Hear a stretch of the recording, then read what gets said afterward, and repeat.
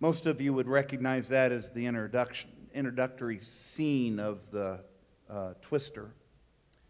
Some of you, I know, were raised in the Midwest. That was an experience every year for us. Tornado warnings, not just watches, but warnings were a part of every spring come March, April, and May, sometimes even into the summer. If you know that story at all, you know the little girl grows up to become a weatherologist. Is there such a term? I know there's a more fancy term for that, but meteorologist, thank you very much. Knew I could get an interpretation of that. And she studies storms. She studies tornadoes for the purpose of helping people get early warning so that the storm isn't quite as devastating and they can be a little bit more predictable. That's essentially what we're doing here. By looking at Paul, this brother who so turns the world upside down with his faith and his obedience and spreading the gospel. He's obviously found the center of God's will, but also he has many times, as you read his journeys and his life, he also finds the center of the storm. And that's so contradictory to many people, because you think, well, if I find the center of God's will, then isn't life supposed to be a walk through the park? You know, isn't everything supposed to come up roses if I stay in the center of His will? Some of you who've been veterans of the faith and have been Christ followers for many years, you know how inaccurate that is. Oftentimes, in fact, the more radical we become in our following Christ, the more turmoil our lives can experience as we try and strive to share His gospel, much like Paul did. So for the last several weeks, we've been looking at his life and pulling out lessons that we can learn from these storms that hit us and how we can be overcomers. The title of the series is Second Guessing God When My Life, My World is Falling Apart While His Will is Falling in Place. And I want to zero in this morning as we methodically go down chapter 27 of Acts. We come to these verses 16, 17, 18, and on into verse 20. There are three absolutely critical lessons to learn about the storms that hit us so that we can be indeed overcomers. I want to make sure you're awake. Are you awake? Let me see your Bibles. Let me see your outlines. You know, guys, I can see you up there in the balcony. I really can. There's nothing between you and me. I can see. Just because you're elevated doesn't mean squat, okay? You got your outlines? Okay, you got your Bibles. Got your pens. Got your pens? You got your what? Learner's Lean. Come on. A little more. Barry. Okay, Barry. Good. Let's jump in. Three absolutely critical lessons if you and I are going to overcome in these storms that hit our life, and this is the first one. Write this down. We can be overcomers even though we can't hold back. Write that down. We can be overcomers even though we can't hold back. And I want you to look at verse 16 and 17 of chapter 27 of Acts. We find these words. As we passed to the lee of a small island called Cauda, we were hardly able to make the lifeboat secure. When the men had hoisted it aboard, they passed ropes under the ship itself to hold it together, fearing that they would run aground on the sandbars of Cyprus. They lowered the sea anchor and let the ship be what? Driven along. Do you know what you see in those two verses? You know what we're encountering there? We're watching men trying to hold back the effects of the storm. They see one effect of the storm is that their lifeboat is getting waterlogged. So what do? They pull it out and they pull it on board to try to stop the effect of that part of the storm. You know, they're going to need that lifeboat, so they pull it out so that the storm no longer affect that lifeboat. And then what do? They put ropes under the hull of the ship, and they try to tie it up to give the hull a little bit more support. Why? Because the storm is bashing against the side of that hull, and it's starting to weaken the timbers. That's part of the effect of that storm. So if they put the ropes around and secure it, maybe they can stop the storm from affecting that hull of that ship.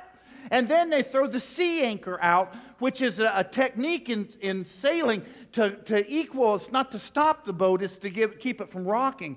And they're approaching these sandbars, and they're fearful that the waves are going to drive them into the sandbars, into the land, and rip the boat apart. So they throw the sea anchor over to try to stop the effect of the driving into the sandbars. And it's kind of like putting your finger in the hole of a dike that's crumbling all around you. It's kind of like trying to hold a tidal wave back, off of the beach. Just isn't going to happen. The effects of that storm is coming. Just because we can't stop the effects of the storm from touching our life doesn't mean we can't be an overcomer. Did you get that?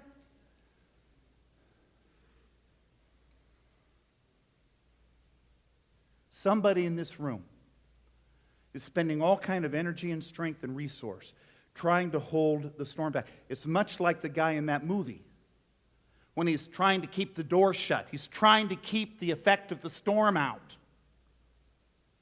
And the storm just carries him away. The effects of that storm touches that family for the rest of their life. And there are people in this room, storms in the past have affected you for the rest of your life. Just because you can't hold it back doesn't mean you can't overcome it. When Kath and I were expecting Stephanie, our first, we took off for Ball Hospital, Ball Memorial Hospital in Muncie, Indiana. It's about 40 minutes away. It was a bigger hospital, more equipped. And so she wanted to go, being a nurse, she wanted to go to Ball Memorial. And so it's 2 o'clock in the morning, February 4th. And we're heading in. And she's having a little discomfort.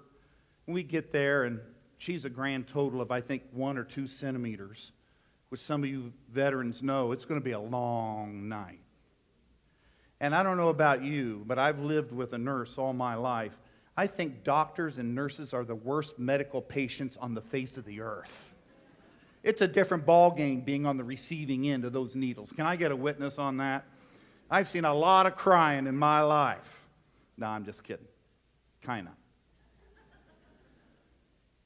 That day, we saw the sun rise and fall on Ball Memorial Hospital. Her labor went into like 26, 27 hours. I don't know if they still have this now that they have epidurals, but this was I think it was still pre-epidural, and we went to these Lamaze classes. Do they still do Lamaze classes? They still do that? The he-he-ha, he-he-ha, he-he-ha. All that is try to hold back the effect of the storm. You know what I mean? Try to get through the pain and the contractions. And man, we were doing he-he-ha for 13 hours. And I want you to know, I don't know who found this out, but she can testify to this. My name appeared on the nurse's report. And it said, no kidding, husband's doing a great job. I just want to say. I'm just saying, okay? Didn't say anything about wife, just said husband's doing a great job. those hee-hee-haws weren't doing squat for her. She was screaming her head off. And I don't know, we still had about 13 hours left or 10 hours left. And yeah, I mean, it's still in the night. And she turns to me and she said, you know what she says to me after the last contraction? She says, let's go home. Just like that. Let's go home. I don't want to do this anymore. Let's schedule this for next week. And I'm thinking, say what? This storm's coming. And we can't hold back its effect. And thank God, because we got a beautiful, beautiful baby girl. And we went around again 2 more times with 2 more beautiful baby girls. Three in all. And one of the greatest blessings of my life. But the storm was coming. The storm is coming for some of you. The storm is beginning to touch some of your lives, and it hurts. And I wish somehow we could take it away. But just because it's coming and it's breaking your defenses and it's coming in does not mean you can't overcome. Write this down. It's not your ability to hold back the storm, but your faithfulness in the storm that determines if you overcome. Write this down. It is not what the storm does to you that determines if you're an overcomer. It's what the storm does in you. If you allow the storm on the inside to raise up bitterness, anger, resentment, hatred, unforgiveness, then I'm telling you, you're going down. That's the kind of stuff that destroys. In James 1, 2 through 4, and verse 12, it says this, consider it pure joy, my brothers, whenever you face trials of many kinds, because you know that the testing of your faith develops perseverance, and perseverance must finish its work, so that you may be mature and complete, not lacking anything. Verse 12, blessed is the man who perseveres under trial, because when he stood the test, he will receive the crown of life that God has promised to those that love him. You know, we talked about it a couple of weeks ago. God didn't keep Daniel out of the lion's den, did he? He had to go. But he was with him in the lion's den. And Shadrach, Meshach, and Abednego, God didn't keep him out of the fire. But he did walk with them in the fire. You are still called to live in this unfair, unjust, sin-sick world. And there's storms, and they will touch you. But you can still overcome. Are you with me this morning? We can be overcomers even though we can't hold the storm back. Write this down. Lesson number 2 that we learned from Paul. We can overcome even though we can't hold on. Write that down. We can overcome even though we can't hold on. Look at verse 18. We took such a violent battering from the storm that the next day they began to what? What? Throw the cargo overboard. On the 3rd day, they threw the ship's tackle overboard with their own hands. You know what they're doing at this point? They're trying to lighten their load so that they can survive the storm. And the thing that I see in that verse is that the things they're throwing overboard aren't bad things. In fact, they're very valuable things. The cargo is the reason for the trip to begin with. When they throw that cargo over, somebody's taking a pretty good financial hit. Some of the translations talk about furniture. They throw the furniture over. They're talking about they're taking a hit in their comfort. And then they talk about the tackle. That's some of the stuff a ship needs and sailors need to make a safe journey. They're not throwing wrong stuff over. They're throwing very valuable stuff over. I tell you guys, when the storm hits, there's nothing like a storm to help you dictate your priorities. Can I get a witness on that? What's important and what's not. What needs to go over the side and what needs to be kept. It becomes pretty clear what the main thing is when the storm hits. And maybe $1 million question would be, what is God asking you to throw over the side to keep your ship afloat? That could be the $1 million question. Might not be sin. It's just not the main thing. Remember the family that goes to the museum? And before they walk in, mom turns, like many of you, she turns to her kids and says, now kids, remember, don't touch anything because there's very, very valuable stuff. All we can do is look, don't touch. How many of you said that to your kids? What do? They touch. And before you know it, it's a half hour in, if you remember, this little gal stuck her hand all the way to the elbow down this vase that's like 3,000 years old. A Ming vase, it's like $10,000 or something like that, and she gets her arm stuck. Remember that? And they're trying to get it out, and it's stuck, and they try soap and water and oil, and they try everything, try to get her to relax her arm, and nothing seems to be working. Her arm's been stuck there for an hour, and then it's 2 hours, and mom's getting a little panicky. She wants her kid back. So they make the phone call to the insurance company, make sure this 3,000-year-old vase is insured, and they break the vase, falls off, and then they see why they can't get that girl's hand out. You remember the story? She got a fist. And the fist has got a penny. That's right. She wouldn't let go. They broke a $10,000 vase so she wouldn't have to let go of her penny. What is God calling you to let go of?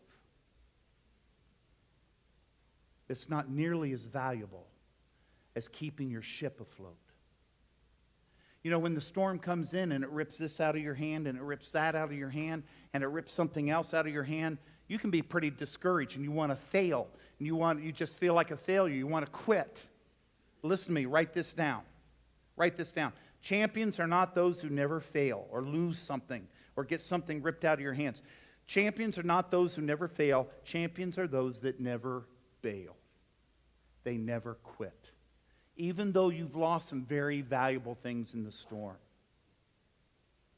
Write this down. It's not what you can hold on to when the storm hits that determines if you're an overcomer. It's who is holding on to you. Do you remember the storm where that guy, it's old as dirt, this guy's in this storm in this ship and they can't see, it's at night, and they see this flashing light in the fog, and if you remember, he tries to figure out what that flashing light is, and they're on a kind of a collision course, and if you remember it, he gets on the horn, and he tells whatever's out there to turn 10 degrees left, and the guy comes back and says, no, you turn 10 degrees right, and he kind of cops an attitude and says, if you remember, he calls back and he says, you turn 10 degrees left, I'm a captain. And the other guy says, no, you turn 10 degrees right, I'm Seaman Third Class Jones or something like that. And then he cops a major attitude. And you remember the story, he says, you turn 10 degrees to the left because I'm a battleship. And the other guy says, you turn 10 degrees to the right because I'm a lighthouse. Remember that? If that guy's going to survive, if that guy's going to get out of that storm, he's going to have to give up his course. And he's going to have to throw his pride overboard. I wonder if there's somebody in this room, if you're going to survive this storm, you might have to give up a course, a direction that is not the way the Lord wants you to go. Maybe there's somebody in this room that needs to throw your pride overboard. Glenn, I'm going to invite you to lock that door. Can you do that for me right now? If you have to go out, come back in one of the back ways. That would help us so much and help us to keep focused. What is the Lord asking you to hold on to? Matthew 19:29 says, everyone who has left houses or brothers or sisters or father or mother or children or fields for my sake will receive 100 times as much and will inherit eternal life. Luke 14:33. Listen to this. In the same way, any of you who do not give up what? What? Everything he has cannot be my disciple.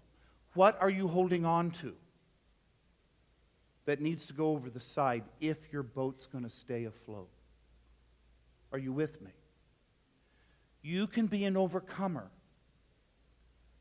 even though you can't hold on. And the storm is taking very valuable things out of your hand. Are we okay? Are we okay? Number 3. We can overcome even though we can't hold out. That's the third lesson that we can learn from Paul. We can overcome even though we can't hold out. Look at verse 20. When neither sun nor stars appeared for many days, and the storm continued raging, we finally what? We finally what? Gave up all what? Hope of being saved. I wonder if there's anybody here that hasn't seen the sun of day or the moon of stars at night for many, many days. It's been a long time since the sun has come out and you are losing hope. Have you ever considered how valuable hope is?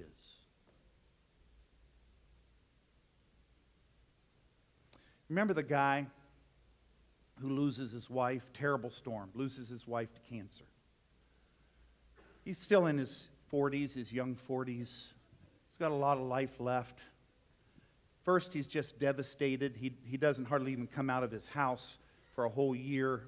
Finally, some of his friends gather around him and kind of hit him with this possibility thinking thing, and you need to kind of pick yourself up by the bootstraps, and you can get out there. There's somebody else, you know. It's time to get up out of your funk and meet new people. So he does. And doesn't go well. You know, when you've been out of circulation, you kind of lose a little bit how it works, and you put your foot in your mouth and say things you shouldn't say. And half the time he was crying over his coffee, telling this girl about his wife and how much he missed her. And so it's just not going well at all, and he's hitting his head against the wall. Finally, he just gives up and says, I'm quitting all this. I'm getting away with just me, my Bible, my notepad, and the Lord. And I'm just going to focus on him. And he gets on this cruise just to get away from it all and focus on the Lord. And he's sitting there on a deck, and he's supposed to be reading his Bible when this very good-looking lady walks by. He's trying to have spiritual thoughts, but she was very good-looking. And so he follows her, and her eyes glance to him, and she smiles at him. And, you know, at first he gets so excited, you know. But, you know, she is this knockout, gorgeous lady, and he thinks to himself, there's no way a gal like that is going to have any time for a guy like me, you know. And so he just lets her go on by. Well, fate being what it is, or maybe the Lord, I guess I should say, that night at dinner, she's at his table.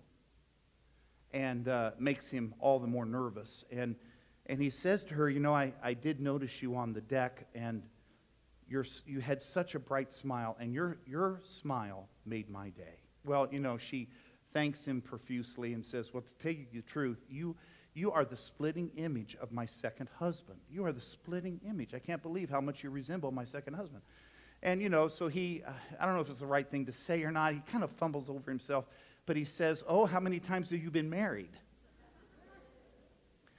Which is not the coolest thing to say, but she gets this smile back on her face, and she leans over and she whispers in his ear, and she says, only once.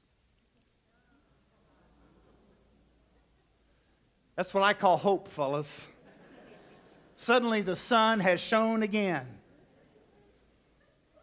Listen to me. Write this down. There's a difference between faith in faith and faith in God.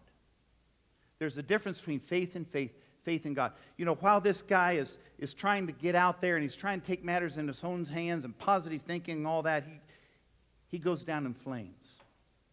It's when he determines that he's going to get off by himself and focus on his God that all of a sudden things kind of fall into place. Now, if you don't get anything else, I want you to get this. I want you to look at Jeremiah. Many of you have this verse. Many of you, even this morning, I've heard many of you claim this verse as your verse. Listen to this. Jeremiah 29:10. This is what the Lord says. Now, follow me on this. When 70 years are completed for Babylon. Now, Babylon is the exile for those in Judah. That's the storm for them. Okay? 70 years. That's the storm in exile in Babylon. Now, listen to this. When all that's completed, I will come to you and fulfill to you, to fulfill my good purpose and bring you back to this place. Verse 11. For I know the plans I have for you, declares the Lord, plans to prosper you and not to harm you, to give you a future and a hope. Now listen to this. Look at verse 12. This is where it's at. Then you will call upon what? And come and pray to what? And I will listen to you. You will seek me and find when you seek with all your heart. The secret to overcoming is this. There's a difference between seeking the way out of the storm and seeking the God who I promise you is somewhere in the storm. You are called, whoever you are, you who are in the storm, you are not called to seek the way out of the storm. That's not how you overcome. You overcome by seeking your God who is in the storm. That will get you out. In His time and in His way, as you seek Him. It's so tempting, it's so easy, it's so human to want to look at the closest exit sign out of this storm. That is not how you get out of it. You look for your God. You look for your God. That's how you get out of it. You find Him. The storm will take care of itself. Are we all right? Write this down. It's not how long you can hold out that counts when it's raining and when you're in a storm. It's not how long you can hold out that counts. It's how long God can hold up. Do you remember the Chicago businessman who wants to go down to Florida? He's sick of these Midwest winters. It's freezing. It snows up to his neck. And he's got this condo down in Florida. He's going to meet his wife down there. Most of you remember this. And he finally gets there. She's going to meet him, the next day. And he gets all comfortable. And it's nice and warm. And it's sunny. And all the snow is gone. And he wants to email her back. He promised he would email her back that he got there safely, but he forgot. He lost her email address. He had it written on a piece of paper, and he lost it. So he does it out of memory, and he got it all right except for one letter. Do you remember this? He got it all right except for one letter, and he sent the email to the wrong lady. It was an elderly woman who just lost it. She was a pastor's wife. He died the day before. They had just buried him, and she gets the email. And when she reads it, she has this old-fashioned computer with this monitor on it, and the email shows up, and she reads it. She lets out a scream and faints dead away on the floor. And her family hears the scream, and they go running into her bedroom. There she's not dead, but she's knocked out on the floor. And they look at the monitor, and there's this guy's email that says, "Dearest wife, just got checked in. Everything is prepared for your arrival tomorrow. Your loving husband. P.S. Pack light. It's sure hot down here."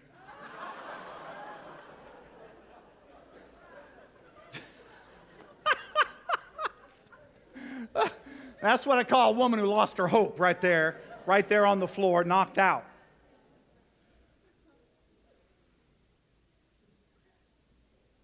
It's not how long you can hold out. It's how long God can hold you.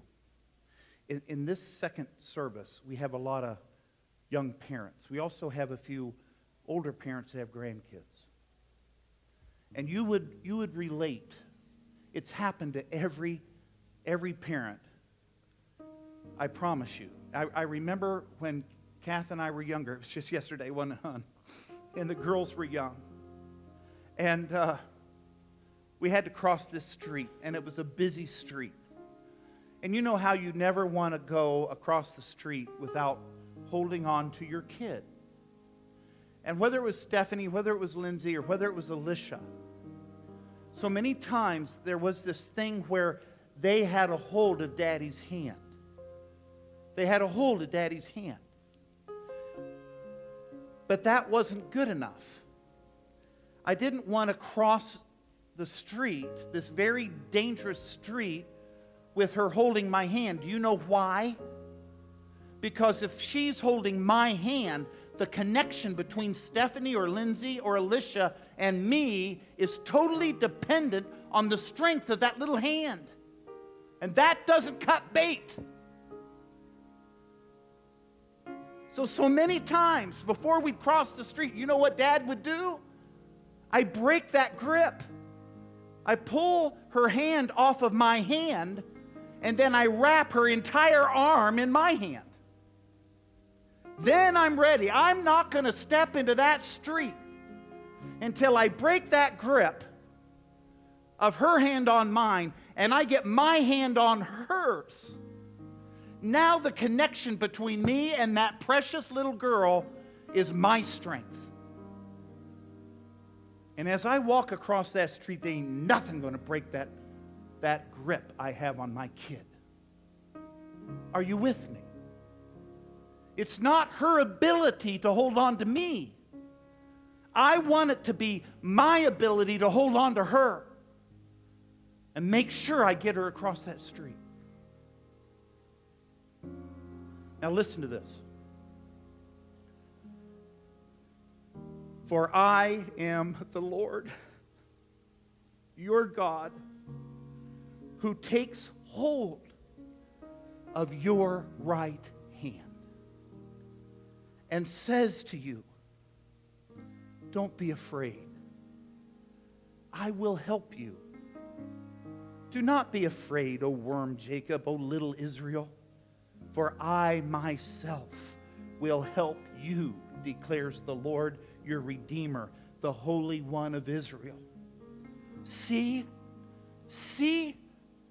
I will make you into a threshing sled, new and sharp with many teeth.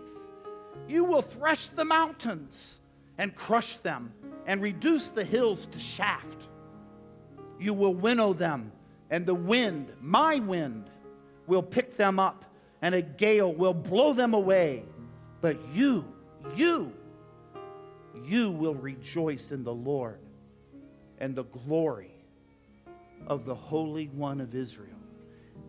It's not your ability to hold on to Him. It's His ability to hold on to you. Listen to this.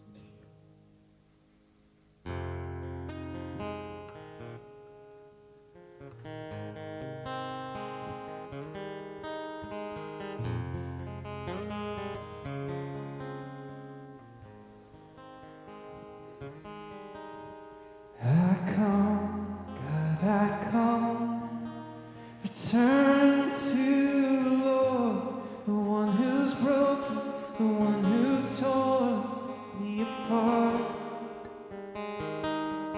You struck down to bind me up. You say, do it all in love, that I might know you in your suffering. Know you slay.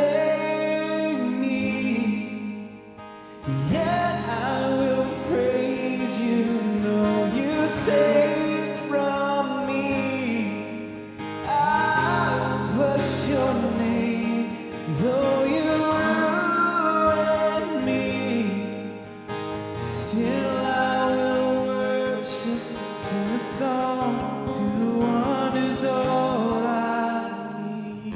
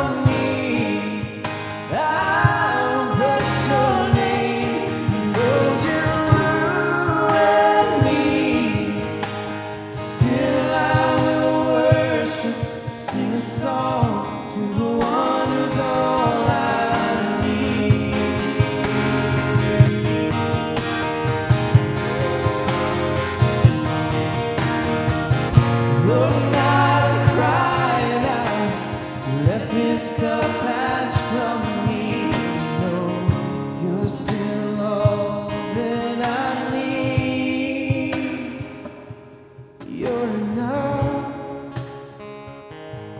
for me. You're enough for me.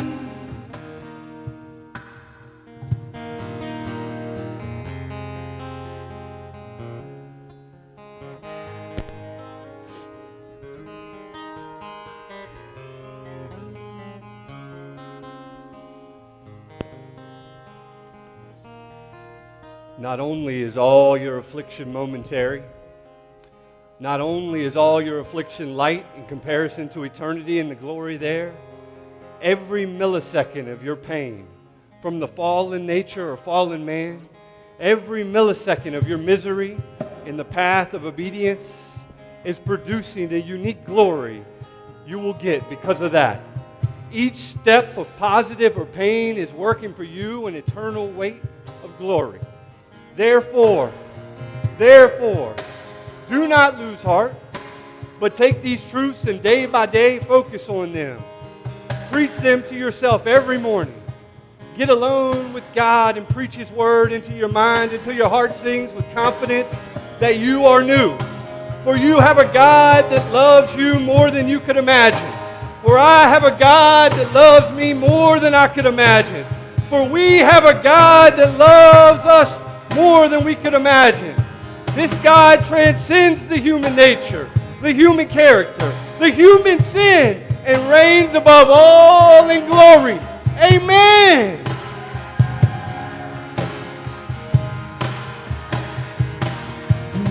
You save me, yet I will praise you. You take from me, I will bless your name. Though you ruin me, yet I will worship. Sing a song to the one who's all I need.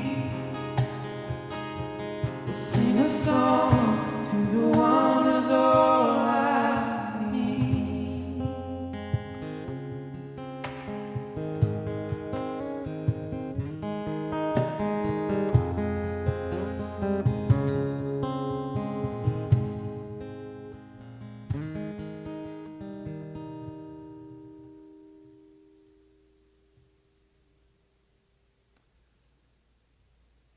Have you ever been to a baseball game? I mean a boring baseball game where there's this pitcher's duel. No one's getting on base. No one's getting hits for 7 or 8 innings. And all of a sudden, this is like professional baseball where the bat is wooden.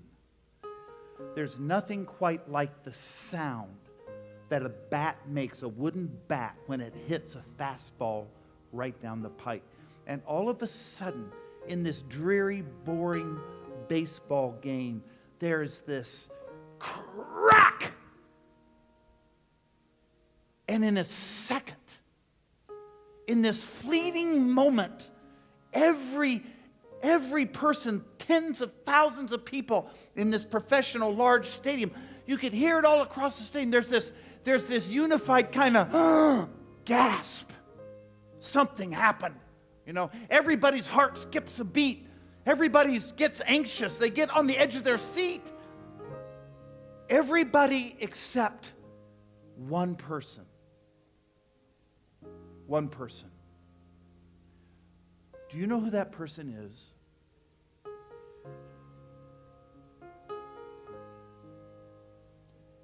It's the outfielder.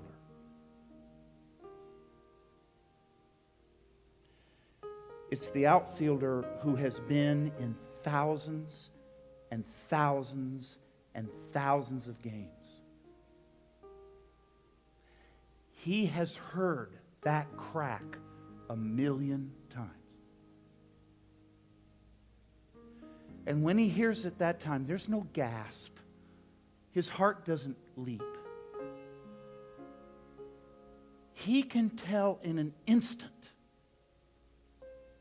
exactly where and when that ball is going to drop and where it's going to go. And while everybody else has this, this professional outfielder, he's just walking around over here, comes over to where it's at, stands around, picture nose, waiting for the inevitable. He's not excited. And he calls, and the ball comes down right where he thinks it's going to come down. And sometimes they go like this. Sometimes they go just like that. Sometimes they'll go like that. Sometimes they'll kind of go like this. No big deal. And when the ball comes down to that outfielder, whether it's like this, whether it's like this, whether it's like this, the bottom line is, gotcha. Gotcha.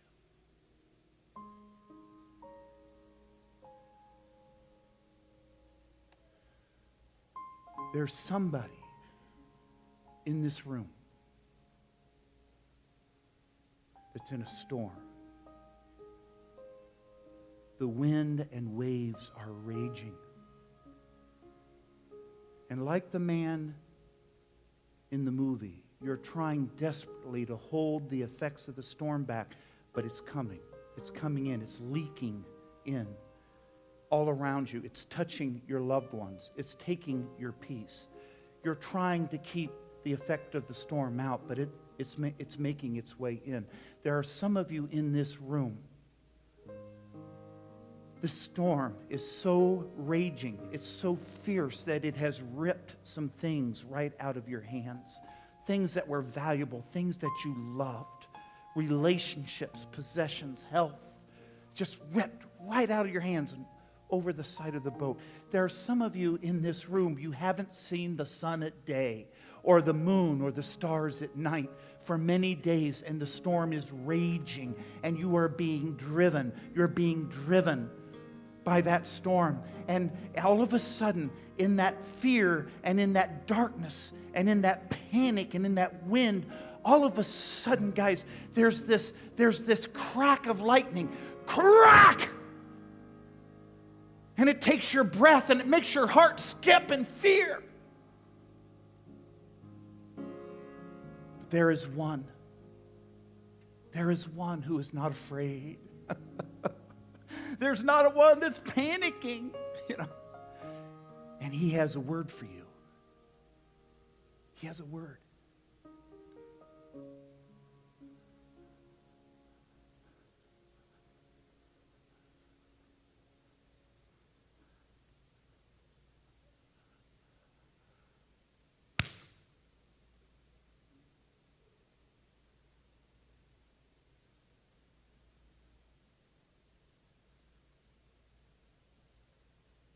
Gotcha.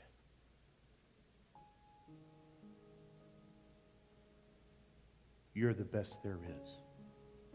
Go get them. You're dismissed.